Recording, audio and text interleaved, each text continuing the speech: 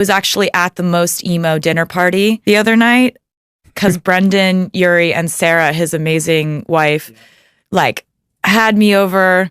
I show up and it's like Brendan and Pete Wentz sitting next to each other. And I just got to ask them every single question. Pete Wentz is probably, if I had to pick a favorite lyricist, it would be a tie between him and Lana Del Rey. Blank Space is a song that's just zingers, one after another, which I definitely learned from listening to Fall Out Boy. Congratulations first and foremost on the success of Lover, because there's no guarantees even for someone as successful and talented as yourself. Every time you release music, you open it up to the, to the universe and you hope it's discovered. Yeah, and actually an interesting dynamic happens between you and your previous work, and it happens as soon as you put out your second record. Everything you do is a standing ovation on your first record if you're having that breakthrough record. And then you put out your second body of work, and then you realize that everything you're putting out now is being compared to what they liked about your first record. But then you put out the third one, and then it's compared to the first two. Then you put out the fourth one, then it's compared to the first three, and it goes on and on and on. By the time you're at album 7, you have such a strange, convoluted relationship with your previous work because you're like, damn it, All Too Well was a good song. And I knew with this album, it was like something that was almost a return to form. Like Reputation was such an important record for me because I couldn't stop writing. And I needed to write that album, and I needed to put out that album, and I needed to not explain that album. Because another thing about that album was I knew if I did an interview about it, none of it would be about music. And this entire like Lover phase of my life, there's been no distraction from the music. Because you're in a place where you're actually telling a very personal story, or telling something so personal to you that someone else's opinion, be it brilliant or otherwise, could only cloud that, really. Yeah, and I thankfully work with really wonderful collaborators who, Jack is amazing. Like when I bring in a song that I've written 100%, some producers will not, like nowadays, some producers will not produce something that they didn't have a co-write on. We really haven't figured out a way to compensate the creators. And that's something that I'm always going to be very vocal about until I feel like it's fixed. I definitely want to, when I write a song 100%, I want credit for that. And I think that's fair. But I also, when people have these policies where they're like, we won't do this without this, I understand why. But I love right now, out there, we have amazing creators like Halsey. Like Halsey's an amazing writer, and she speaks up for what she cares about, and she's very vocal about things. And we have these very fierce women out there. It's amazing time. It's so good. We were just talking about the internet back there and some of our favorite moments. You may walk away from that world, but you're able to tap in and use it whenever you want, and you do it very effectively. Are you into it?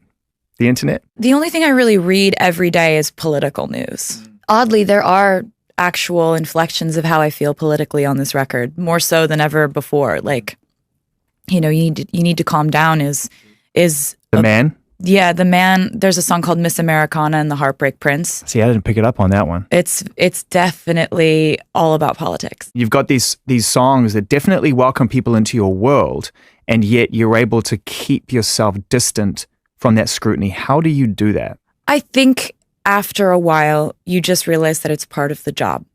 There's a lot of things that I tell myself when I'm kind of panicking. And one of the things that I tell myself is like, this is part of it.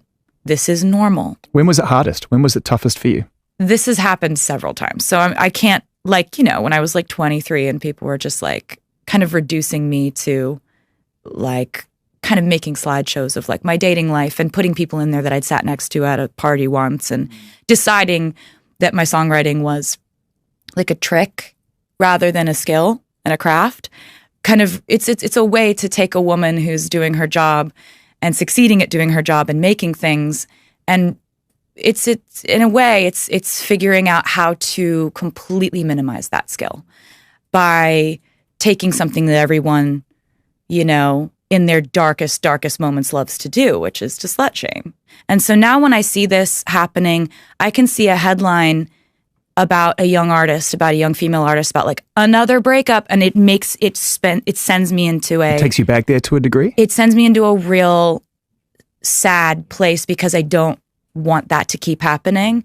And I don't think people understand how easy it is to infer that someone who's a female artist or a female in our industry is somehow doing something wrong by wanting love, wanting money, wanting success. Women are not allowed to want those things the way that men are allowed to want them. Do you still have blind sides? Do you still have things that catch you off guard? Things that kind of surprise you that you're not prepared for? You know, every step of my career, there's been, you know, people questioning whether I deserve to be there.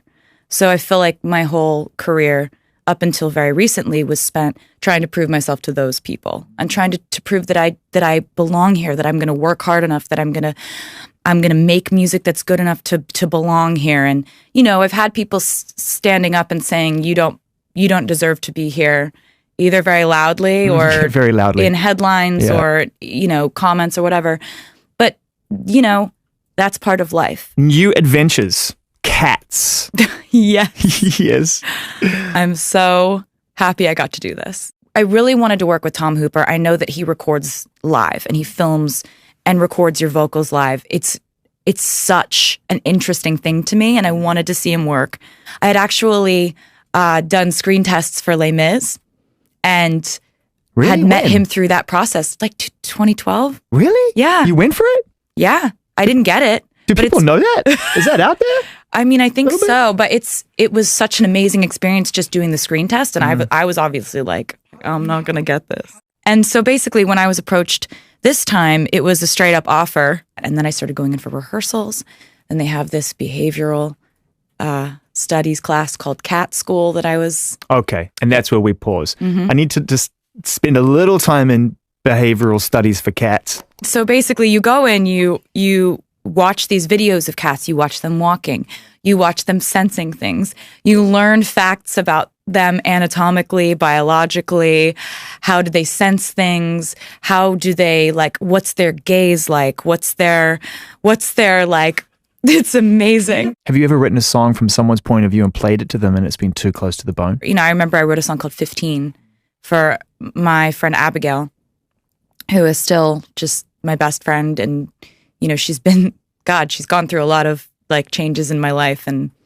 changes in her life, and we just still are like this. And she was my, you know, sitting next to me in freshman year, and we became best friends. And a few years later, I wrote a song called 15 that was about, you know, not just my life and journey at that age, but also hers. And I had to, you know, that was a situation where I played it for her, and I was like, this is just for you, and it's never going to see the light of day if you don't want it to. And she was like, no, you need to put this out. What do you love most about your friends? What is the one trait that you really look to? You know, I now like see resilience as like a major quality in friendship. Like when your stock is down, if they're still wanting to hang out, that's like, and I know who those people are now. It's really fun to know that. Celine is one of those people. Oh, she is. And by the time we start to put this out, there'll be music. It's just, I'm so proud of her. She's been through so much. I've watched so much happen in her life. I'm 100% convinced this is the best thing she's done so far.